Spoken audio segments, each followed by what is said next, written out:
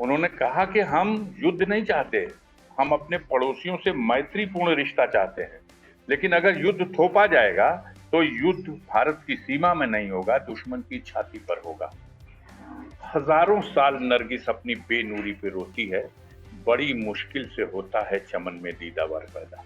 तो मुलायम सिंह जैसे लोग बहुत मुश्किल से पैदा होते थे, जिन्होंने यह ऐतिहासिक निर्णय लिया कि ना, सीमा पर तो अगर जवान भी अपनी मातृभूमि के रक्षा में बलिदान देता है तो उसके परिवार को भी उसका शव मिलना चाहिए, वही सम्मान मिलना चाहिए। दूसरी राजभाषा दिया जाए, यह ऐतिहासिक फैसला, और साथ ही साथ ये फैसला कि हिंदी हमारी राष्ट्रभाषा है, इसको वो मुकाम, वो सम्मान नहीं दिया जा रहा है, इसके लिए भी उन्होंने आंदोलन छेड़ दिया।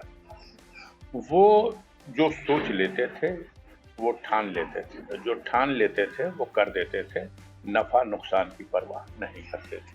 हमें न्याय मिला, हमें इंसाफ मिला, हमें क्षतिपूर्ति मिली। हमारी इस लड़ाई में हम उनकी पार्टी में भी नहीं थे, हम कम्युनिस्ट पार्टी के एमएलए थे उस समय। और तब भी इंसानियत के नाते उन्होंने देखा था, जब मैं विधानसभा में बोलने के लिए खड़ा हुआ और अपनी बात को मैंने रखा तरतीब से, जो कुछ मेरे ऊपर बीता था, तो सारी दल की सीमाएं तोड़ करके सभी दल के लोगों ने हमारा समर्थन किया था। लगता है कि उत्तर प्रदेश या इस देश की राजनीति में जो समाजवादी विचार है, वो अखिलेश जी के ही चेहरे में मुलायम सिंह का चेहरा देखेगा। पूरे देश में मुलायम सिंह यादव यानी नेताजी के जाने से गमगीन माहौल है। ऐसे में वो संरक्षक समाजवादी पार्टी के तो थे ही, लेकिन कई ऐसे दल हैं, कई ऐसे नेता हैं और कई ऐसे एमपी हैं जो उनके साथ राजनीतिक शुरुआती दौर में भी रहे हैं। ऐसे में एक नाम आता है जो बहुत ही महत्वपूर्ण है, अफजाल अंसारी का। अफजाल अंसारी जो मौजूदा एमपी हैं बीएसपी में, लेकिन मुलायम सिंह यादव जी के साथ में वो शुरुआती राजनीति में रहे हैं। आखिर उनके किस तरीके के जो मूवमेंट हैं उनके साथ हम खुद उनसे बात करेंगे। जल्द ही जिस तरीके से मुलायम सिंह यादव की सूचना आपको मिली, क्योंकि आप तो अभी दल तो चलिए अलग है, लेकिन जब सूचना मिली क्या रिएक्शन था आपका और क्या आपने पहले देखा? नहीं, ये कई दिनों से, लगभग 10 दिनों से खबरें मिल रही थी कि उनके हालत खराब है और वो मेदांता हॉस्पिटल गुड़गांव में एडमिट है। और मैं हॉस्पिटल भी देखने गया था उनको, लेकिन वो कोमा में थे और एक आईसीयू में तमाम सपोर्ट के ऊपर उनका इलाज चल रहा था। खबर जब मिली कि निधन हो गया तो दुख हुआ। हम लोग उनको हम अपना एक गार्जियन समान मानते थे और उनसे बहुत कुछ सीखा है हम लोगों ने।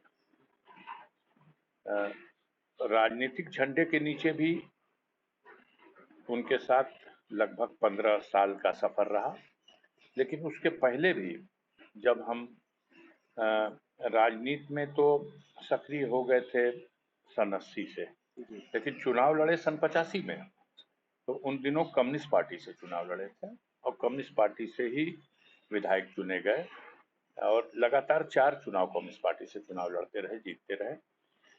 लेकिन माननीय मुलायम सिंह यादव और उनकी पार्टी का उत्तर प्रदेश की राजनीति में जो प्रभाव था और जो उनकी विचारधारा, समाजवादी विचारधारा थी, तो हम लोग जो साम्यवादी विचारधारा के, तो बहुत कुछ मेल खाती थी। तो इस नाते सदन में तो हमारी संख्या सबसे ज्यादा हुई तो 6 हुई, घटते घटते 1 रह गई। तो यहाँ बहुत से सवालों पर हम लोग उनके साथ खड़े होते थे और उनके काम करने के तरीकों से भी प्रभावित थे। वो जो सोच लेते थे वो ठान लेते थे, जो ठान लेते थे वो कर देते थे, नफा नुकसान की परवाह नहीं करते थे। सर आपके साथ वो रहे बहुत टाइम तक, कोई ऐसा किस्सा आपको जो याद हो, जो आज भी आपके ज़हन में बार-बार आता हो, जब वो राजनीति में आपके साथ थे? फिर हम आगे आपसे ये भी पूछेंगे जब आपके साथ नहीं थे तब कोई ऐसा किस्सा? नहीं, वो जब हमारे साथ थे हमने देखा कि कई एक फैसले जब उनके हुए हैं। अ, जो व्यक्ति 8 बार विधानसभा का सदस्य निर्वाचित हुआ, 7 बार लोकसभा और फिर विधान परिषद में भी एक बार, 3 बार उत्तर प्रदेश के मुख्यमंत्री रहे, नेता विरोधी दल रहे, भारत के रक्षा मंत्री रहे। सभी अवसरों पर मैंने देखा निर्भीक होकर के काम करने का एक अंदाज अलग था उनका। रक्षा मंत्री थे, कैसे भूला जा सकता है कि उस समय हमारे देश की यह नीति और परंपरा थी कि अगर सेना में अधिकारी अगर मातृभूमि की रक्षा में शहीद हो जाए तो सम्मान के साथ उसका शव उसके परिवार को सौंपा जाता था, राजकीय सम्मान के साथ, गार्ड ऑफ ऑनर देकर। माननीय मुलायम सिंह वो पहले रक्षा मंत्री थे जिन्होंने यह ऐतिहासिक निर्णय लिया कि ना सीमा पर तो अगर जवान भी अपनी मातृभूमि के रक्षा में बलिदान देता है तो उसके परिवार को भी उसका शव मिलना चाहिए, वही सम्मान मिलना चाहिए और उसी तरह से उसको भी तिरंगे में लपेट करके और गार्ड ऑफ ऑनर दे करके। तो ये सिलसिला शुरू किया और हो गया और आज भी है। आज सारे देश में अगर एक सैनिक भी भारत का कहीं किसी दुर्घटना में भी अगर सेना में है, अगर वो गया तो माना जाता है कि ये ड्यूटी में था देश की सीमा की सुरक्षा में और इसकी जान गई तो वो उसका शव सम्मान के साथ आता है। ये उन्हीं की कायम की गई परंपरा है।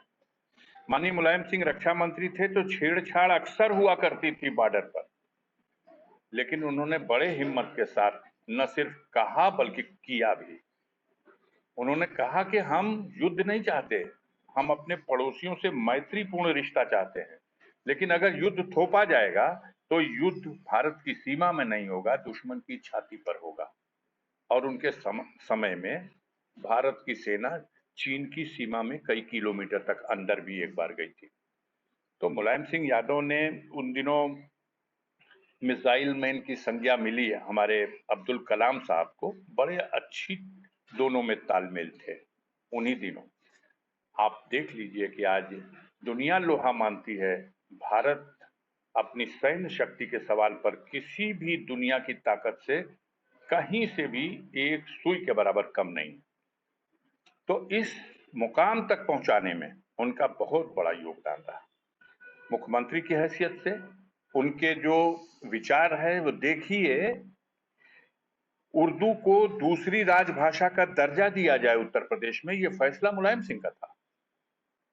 और उर्दू को दूसरी राजभाषा दिया जाए, यह ऐतिहासिक फैसला, और साथ ही साथ ये फैसला कि हिंदी हमारी राष्ट्रभाषा है, इसको वो मुकाम वो सम्मान नहीं दिया जा रहा है, इसके लिए भी उन्होंने आंदोलन छेड़ दिया और हिंदी को राजभाषा, हिंदी को राष्ट्रीय भाषा का जो सम्मान और मुकाम है वो दिया जाए। वो अंग्रेजी के विरोधी नहीं थे, लेकिन काम हो अंग्रेजी में, लेकिन हिंदी का जो दर्जा है उसको कम करके अंग्रेजी को बढ़ावा दिया जाए, इसके पक्षधर नहीं थे। ये तमाम उनके इस तरह के फैसले हैं जो आम लोगों में आप देख लीजिए। उर्दू के सवाल पर उन्होंने पहली बार उर्दू पढ़ने वालों को कोई तवज्जो मिले, इसलिए उर्दू पढ़ने वाला अनुवादक की हैसियत से आज थाने में भी है, नौकरी पा गया, ब्लॉकों में, तहसीलों में, हर जगह उर्दू अनुवादक। तो वो सिर्फ पेपर पे कोई काम नहीं, व्यवहार में भी करना चाहते थे और कर देते थे। कभी भी उन्होंने इसकी परवाह नहीं की। मैंने जहां तक महसूस किया कि क्या नुकसान है और क्या फायदा है। श्रीमती इंदिरा गांधी के अंदर इस तरह की एक क्षमता थी कि वो रिस्की फैसले लेती थी, लेकिन कोई पॉलिटिकल आदमी दूसरा अगर भारत में मेरी निगाह में है तो वो माननीय मुलायम सिंह ही है, जो रिस्क उठाते थे और समाज के अंतिम व्यक्ति के चेहरे पर कैसे मुस्कान आए, कैसे समाज का कमजोर वर्ग भी खुशहाल हो, बैकवर्डों के लिए, अल्पसंख्यकों के लिए, दलितों के लिए, किसानों के लिए, समाज के हर वर्ग में कमजोर के लिए मुलायम सिंह खड़े थे। सर, राजनीतिक अगर बात करें, उनके जो ग्राफ था उनका, तो बताते थे उनका जो दांव है वो कभी फेल नहीं होता। राजनीतिक में आप उन्हें किस तरीके से मानते हैं? कितने बड़े वो राजनीतिज्ञ थे, मतलब चाहे वो प्रदेश वो चलाना हो? वो स्पोर्ट्समैन भी थे। शुरुआत की जिंदगी में वो एक शिक्षक भी थे, समाज सेवी भी थे और गांव में एक किसान के परिवार में जन्म लिए और वो कुश्ती भी लड़ते थे। तो उनका दाव मशहूर था कि वो चरखा दाव लगाते थे। अब ये कुश्ती लड़ने वाले इस दाव के लिए बेहतर समझ सकते हैं, लेकिन ये मशहूर था कि मुलायम सिंह का चरखा दाव कभी खाली नहीं जाता। ये वो दाव है जब मुकाबला करने वालों को चित कर दिया जाता है। राजनीति के क्षेत्र में आप देख लीजिए कि वो अ, देश के पैमाने पर संतुलन बनाने में मुलायम सिंह को छोड़ करके कोई संतुलन नहीं बन सकता था। उनका अपना मुकाम था, अपना सम्मान था और समाज का गरीब उन्हें अपना मसीहा मानता था। हम समझते हैं कि उनके जाने से बहुत बड़ी क्षति हुई है समाजवादी आंदोलन को, क्योंकि उन्होंने जो सपना देखा था, आजादी के 75 साल बीत जाने के बाद भी वो सपना अभी पूरा नहीं हुआ है और बहुत जरूरत थी इस वक्त। अब उनके जो रास्ते हैं, जो उनका एक आदर्श था, उससे प्रेरणा लेकर के कितना लोग उस पे आगे बढ़ते हैं और किस तरह से इन चुनौतियों को का सामना करते हैं, ये तो आने वाले दिन में पता चलेगा। क्षति तो बहुत बड़ी हुई। मैं उनके खैराज अकीदत पेश करने उनके गांव पर भी गया था, उन्हें श्रद्धांजलि अर्पित करके आया हूं और हमने इस अवसर पर उनके उस शख्सियत के लिए एक दो पंक्ति भी वहां कही। हजारों साल नरगिस अपनी बेनूरी पे रोती है, हजारों साल नरगिस अपनी बेनूरी पे रोती है, बड़ी मुश्किल से होता है चमन में दीदावर पैदा। तो मुलायम सिंह जैसे लोग बहुत मुश्किल से पैदा होते हैं। सर, लेकिन अब जो राजनीति है, आप जैसे आपके सामने अखिलेश यादव भी आए हैं, तो आपको लगता है कि क्या सीखने की देखिए, ज़रूरत है उनसे? अभी क्योंकि जो अभी आपने बहुत कुछ इस अवसर पे किसी के लिए हमें कोई अधिकार नहीं कि मैं कमेंट करूं। मैंने देखा है कि दल की सारी सीमाएं तोड़ करके समाज में और राजनीति के पटल पर काम करने वाले बड़े से बड़े नेताओं ने और बड़े से बड़े पदों पर बैठे हुए लोगों ने माननीय मुलायम सिंह जी के निधन के बाद अपनी शोक संवेदना व्यक्त की है और उन्हें श्रद्धांजलि अर्पित की है। उन्हीं में मैं भी एक हूं। चूंकि उनके साथ 15-20 साल तक राजनीति के डगर पर भी सफर किया है, तो वो भूली बिसरी यादें मुझे सता रही हैं।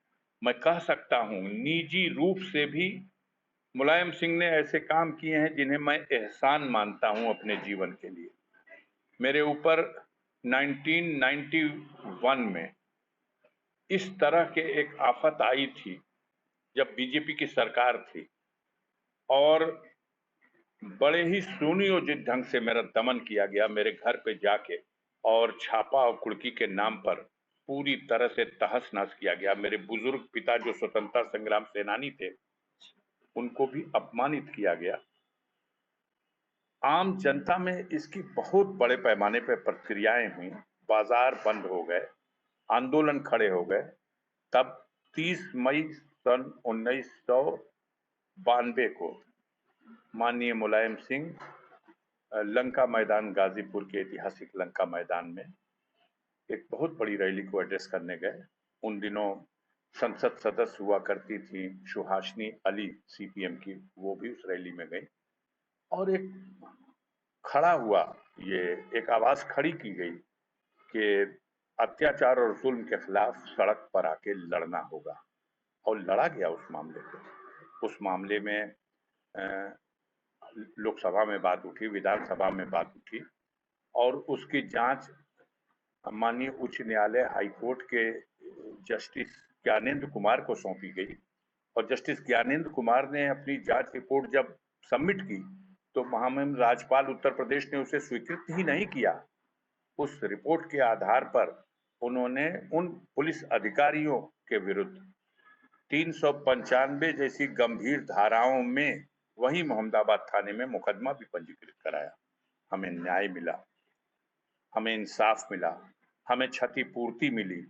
हमारी इस लड़ाई में हम उनकी पार्टी में भी नहीं थे, हम कम्युनिस्ट पार्टी के एमएलए थे उस समय, और तब भी इंसानियत के नाते उन्होंने देखा था, जब मैं विधानसभा में बोलने के लिए खड़ा हुआ और अपनी बात को मैंने रखा तरतीब से, जो कुछ मेरे ऊपर बीता था, तो सारी दल की सीमाएं तोड़ करके सभी दल के लोगों ने हमारा समर्थन किया था, और पीठ से माननीय केसीनाथ त्रिपाठी जी ने इसकी न्यायिक जांच का आदेश किया था। अच्छा। जी। सर लेकिन आप लोगों की जो राजनीति रही है, पुरानी राजनीति जिसे कहते हैं, जिसमें मुलायम सिंह यादव, आप और भी बड़े नेता, लेकिन अब जो सिनेरियो चेंज हुआ है राजनीति का, क्योंकि अब नया एक जनरेशन आया है, आपको लगता है क्या-क्या सीखने की ज़रूरत है आप लोगों से, जो कि आप लोग वो एक पैटर्न करके चले आए हैं 80 के दशक से? देखिए, हर चीज परिवर्तन तो एक संसार में लगातार चलने वाली एक प्रक्रिया है, वो चलती रहेगी। रिश्तों का निर्वहन होना चाहिए जी, और बात का भरम रखा जाना चाहिए। जी, स्वार्थ में, नफे और नुकसान में आम जनता के हित को नहीं दरकिनार करना चाहिए। बाकी आज के लोग जो राजनीति में हैं, हम लोगों से भी बेहतर विचार लेकर के हिम्मत के साथ, ऊर्जा है, ताकत है, वो करेंगे। अब हमारा 70 साल हो गया, ज़्यादा से ज़्यादा 5 साल और, नहीं तो उसके बाद तो रिटायरमेंट वाली स्थिति आ जाएगी, शरीर सर भी सर कमज़ोर एक हो बहुत बड़ा जाएगा। सवाल लोगों में भी है, क्योंकि मुलायम सिंह यादव संरक्षक थे समाजवादी पार्टी के और बहुत से लोग जुड़े हुए थे। अब जब अखिलेश यादव आगे आ रहे हैं, तो आपको लगता है कि उनकी जो विरासत है, उनके जो लोग हैं, वो किस तरीके से सँभालें? क्या कुछ सीखने की ज़रूरत है? आपको लगता है कुछ बदलाव की हाँ, ज़रूरत? मुझे लगता है कि अखिलेश यादव जी को अभी बच्चा नहीं समझना चाहिए, क्योंकि आप देख लीजिए, वो कई बार मेंबर ऑफ पार्लियामेंट रहे हैं, और अ, उत्तर प्रदेश के विधानसभा के मुखिया रहे हैं, जो इतने बड़े प्रदेश को चला चुका है, और माननीय मुलायम सिंह जी के गाइडेंस में पले हैं, बढ़े हैं। मुझे लगता है कि उत्तर प्रदेश या इस देश की राजनीति में जो समाजवादी विचार है, वो अखिलेश जी के ही चेहरे में मुलायम सिंह का चेहरा देखेगा, और मुझे पूरी उम्मीद है कि माननीय मुलायम सिंह के आदर्श राजनीति के रास्ते पर माननीय अखिलेश यादव जी भी हिम्मत करके आगे बढ़ेंगे। जी, शुक्रिया सर बात करने के लिए। तो अफ़ज़ाल अंसारी जी, साफ तौर से मानना है कि जो मुलायम सिंह के जो राजनीति थी, उसको कहीं न कहीं जो है अखिलेश यादव में वो गुण हैं, वो सारी चीज़ें हैं, और आने वाले समय में यही ऊर्जा लोगों को देखने को मिलेगी। लखनऊ से आशीष श्रीवास्तव, यूपी तक।